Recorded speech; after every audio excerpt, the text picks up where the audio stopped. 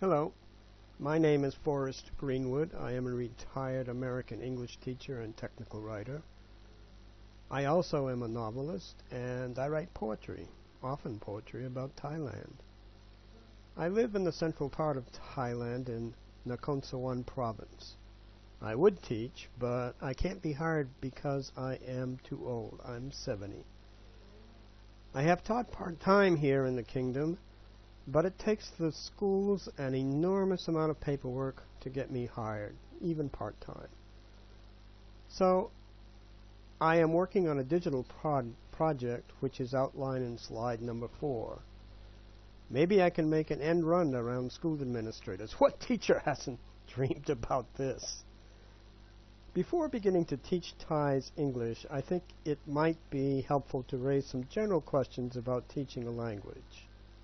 I value your interest and comments, whether you are a teacher, a business person, or an itinerant mahout. These are just my thoughts. The world of any language is enormous.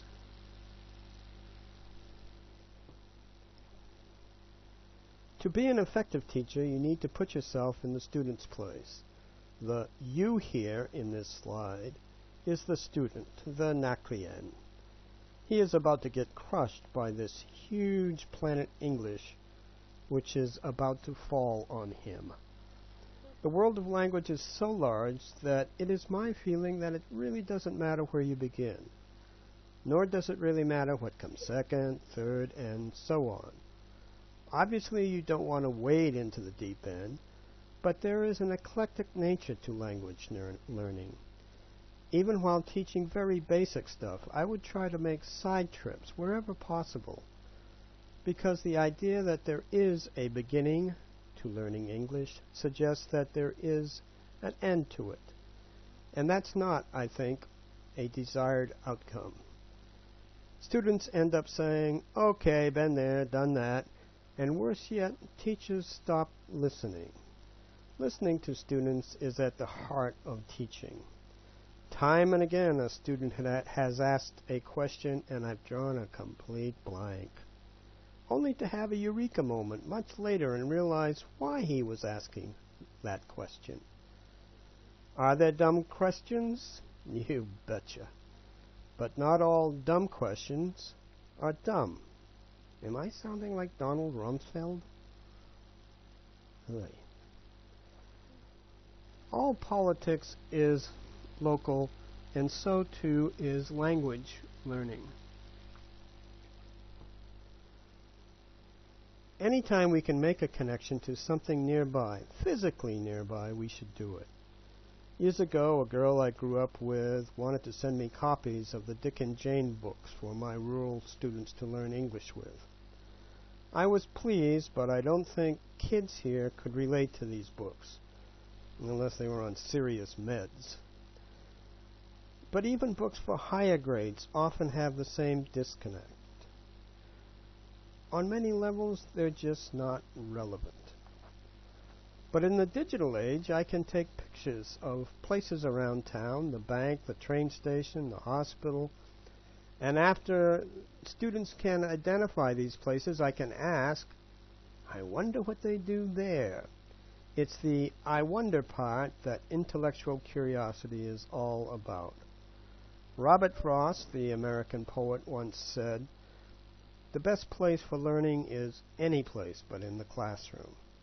This is the part that's missing for our book learning, education, and the part I hope to improve upon in a little way. Learning a language really takes a long time.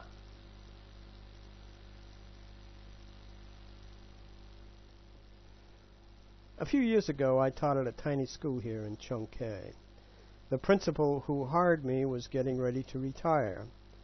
He had 2 grown daughters living in New Zealand, and he sat in on nearly every class.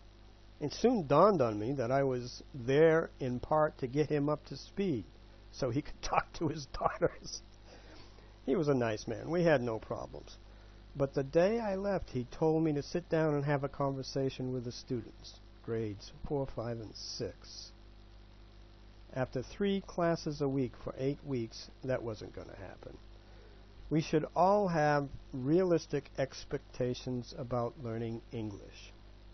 And students will come and go over the years. Like my cat, they'll have 9 lives or more as they learn English. What I am suggesting is that group-paced, step-by-step process is often counterproductive. A better method might be using flipped videos, short 10, 15-minute videos which contain some core information.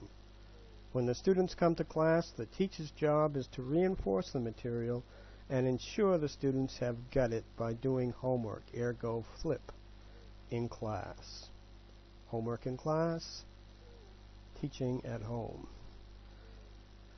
But I want to have fun too. No joy in the teacher, pal, no joy in the student. This, on a very small scale, is what I want to try to do. I am really only interested in schools, businesses, and others in my local area. But if you were a teacher anywhere in the world, and I mean this, perhaps we could collaborate. The seesaw slide, and this is my cat, Jimmy. What is he doing in the washing machine? God knows.